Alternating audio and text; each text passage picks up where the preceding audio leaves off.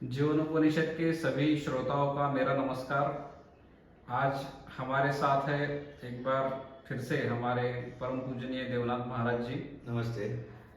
तो सर्वप्रथम मैं पूछना चाहता हूँ कि आपने जैसे सुबह चर्चा हुई कि ये सोने के जो भाव है ये इतने क्यों बढ़ रहे हैं और इसके पीछे क्या गहन अर्थ हो सकता है।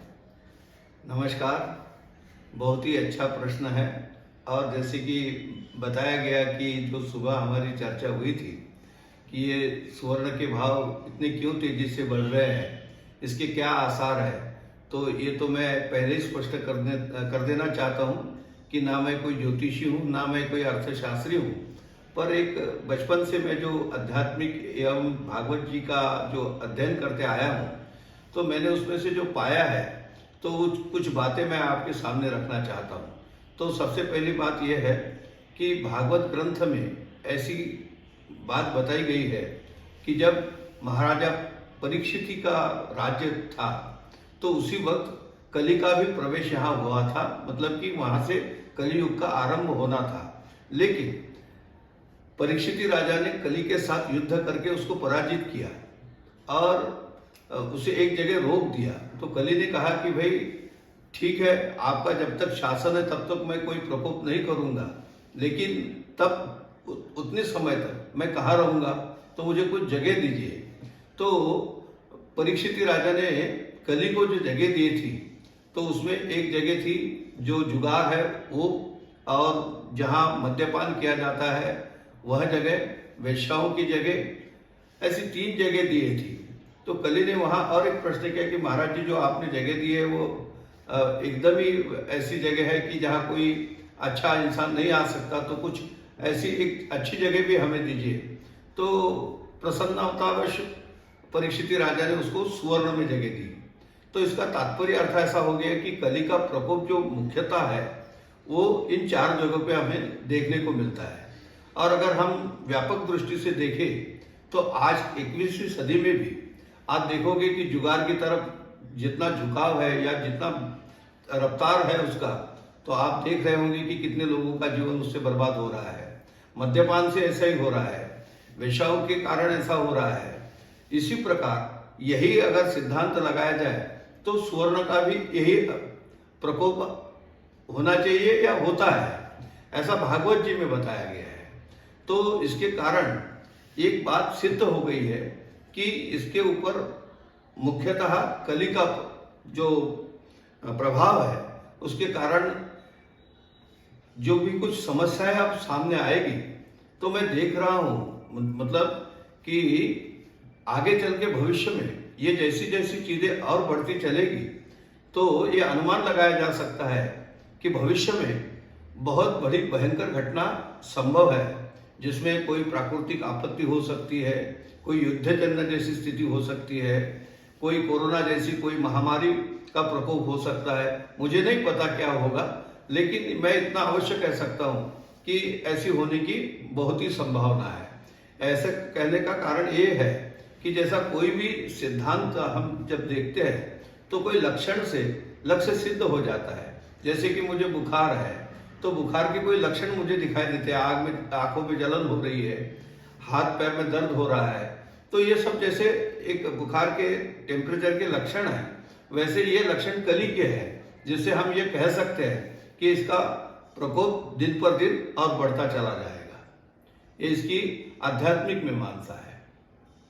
बहुत ही सुंदर आपने जो ये चर्चाएं बताई कि कली के जो स्थान है, जैसे जुगार का अड्डा हो गया, वैश्या का स्थान हो गया, मदिरा का स्थान हो गया, और एक अच्छा स्थान जो सुवर्ण है, जो सबके घर में और सबको प्रिय ऐसा है। ये 3 चीजों के बारे में भी तो लोगों के भेदभाव हो सकते हैं कि वहां पे जाए या ना जाए, बहुत लोग जाते हैं। लेकिन सुवर्ण के बारे में जो लोगों की मान्यता है वो एक लक्ष्मी के रूप में उसको पूजन भी किया जाता है। सुवर्ण को मान्यता है, अलंकारों में परिधान करते हैं सब लोग। सुवर्ण महिलाओं में सुवर्ण का परिधान तो होता ही है, पुरुषों में भी उसका प्रमाण है। तो क्या मैंने स्वर्ण परिधान किया है तो क्या मैंने कली को अपने पास में रखा है, क्या उसका प्रादुर्भाव मेरे शरीर पे, मेरे मन पे हो सकता है? इसके बारे में आप क्या जानकारी देंगे? इसके संदर्भ में शास्त्र की जो परिभाषा है वो इस प्रकार है कि देखो, पैसा हो या सुवर्ण हो या कोई भी चीज हो, वो दैवी और आसुरी ऐसी दो चीजें होती है। जैसे कि आपने जिक्र किया कि लक्ष्मी, जब अगर हम लक्ष्मी के रूप में देखते हैं, जैसा कि श्री सूक्त में कहा गया है, हिरण्यवर्णाम हरिणीम सुवर्ण रजत सृजाम चंद्राम हिरण्यमयीम लक्ष्मी जात वेदो महावा। तो इसमें जो वर्णन है वो लक्ष्मी स्वरूप है। तो एक लक्ष्मी है तो एक दैवी संपत्ति है, एक आसुरी संपत्ति है, और दोनों को प्राप्त करने के दो अलग अलग जरिए हैं। अगर किसी के पास इस प्रकार की आसुरी संपत्ति है या आसुरी रूप से उसको प्राप्त की गई है, तो निश्चित है उसके ऊपर कली का प्रभाव आपको दिखाई देगा या उससे वो पीड़ित हो सकता है। इसके लिए अपने पास सुवर्ण अवश्य होना चाहिए, माध्यम है जैसा पैसा अवश्य होना चाहिए, लेकिन किस माध्यम से वो आ रहा है, किस प्रकार से आप उसका संग्रह कर रहे हैं, वो माध्यम भी उतना ही महत्वपूर्ण होता है। इसलिए मैं आग्रही हूं कि आप निश्चित ही अपने उन्नति के लिए, जैसा आजकल हम देखते हैं कि भाई इससे और भाव बढ़ेंगे तो कुछ हमें 2-4 पैसा और ज्यादा मिल जाएंगे, इन्वेस्टमेंट के रूप में लोग उसको देखते हैं, जिस प्रकार से भी देखें तो वो एक अच्छी बात है। उसमें मैं कुछ ये नहीं करूंगा कि भाई ऐसा करना गलत है वो है, लेकिन अगर वो गलत मार्ग से आपके पास आती है या आप गलत तरीके से उसको प्राप्त करने, जैसा चोरी है या किसी का लूट लेना है, इस प्रकार से कुछ आप करते हो तो निश्चित ही कली का उसका ऊपर प्रभाव आपको देखने को मिलेगा।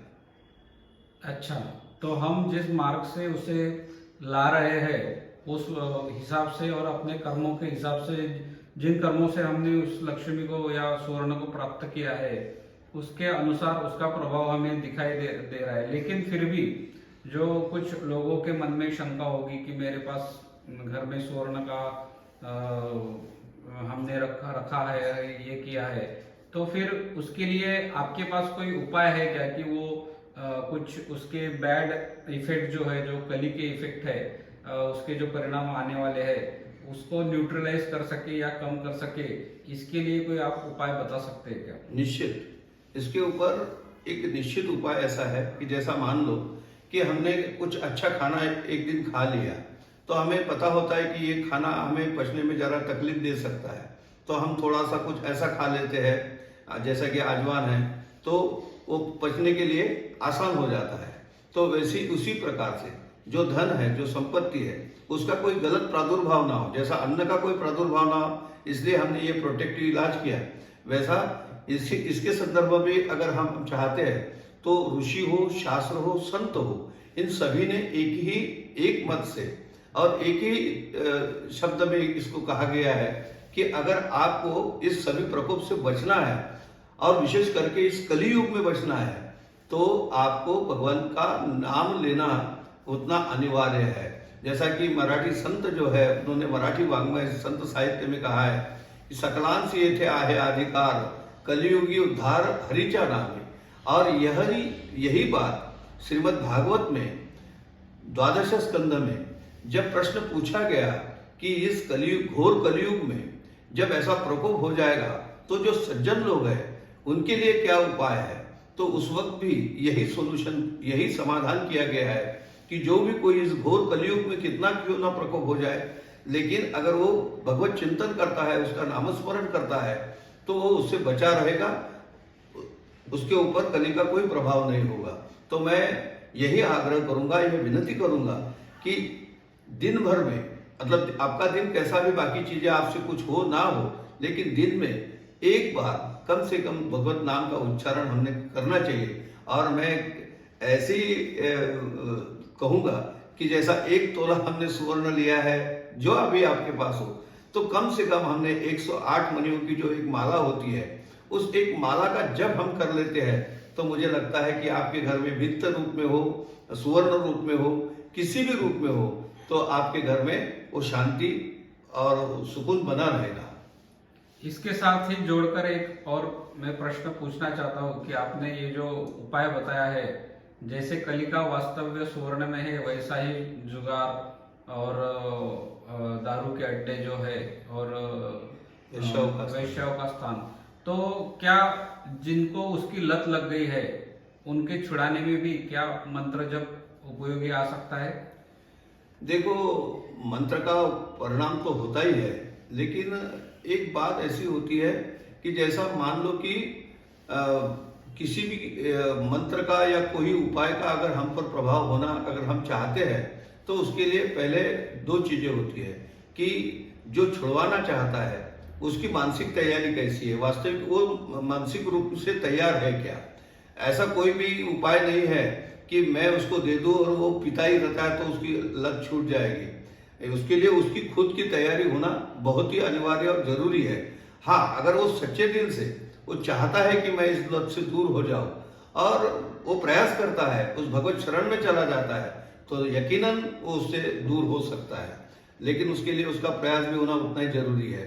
हमने बहुत सारे ऐसे उदाहरण हमारे जीवन में देखे हैं कि जिनका आयुष पूरा इसमें व्यतीत हो गया था, वो भी इस शरण में जाते ही उनका संसार संवर गया, उनका जीवन सुधर गया, वो अच्छे मार्ग में लग गए हैं। पुराणों में ऐसे कितने सारे उदाहरण भी प्रस्तुत किए गए हैं। मतलब मंत्र का जो उपाय है वो सफल एक उपाय है जिससे प्रभाव निश्चित ही पड़ता है।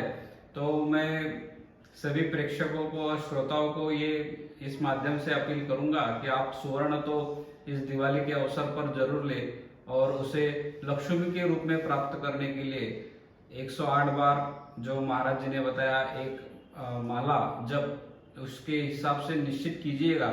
मतलब आपकी जो सुवर्ण है वो लक्ष्मी के रूप में आपको प्राप्त होगा। और इसी के साथ दिवाली की आपको सभी को शुभकामनाएं। और महाराज जी को भी मैं विनंती करता हूँ कि श्रोताजनों को आप दिवाली की शुभेच्छा और आशीर्वाद दीजिए। निश्चित, मेरी तरफ से सभी श्रोताओं को दिवाली की बहुत बहुत हार्दिक शुभकामनाएं। आपकी बहुत ही तरक्की हो, आपका आयु, आपका आरोग्य और आपके घर में सुख समृद्धि बनी रहे, ऐसी मैं माँ लक्ष्मी के चरणों में प्रार्थना करता हूँ। जय श्री राम।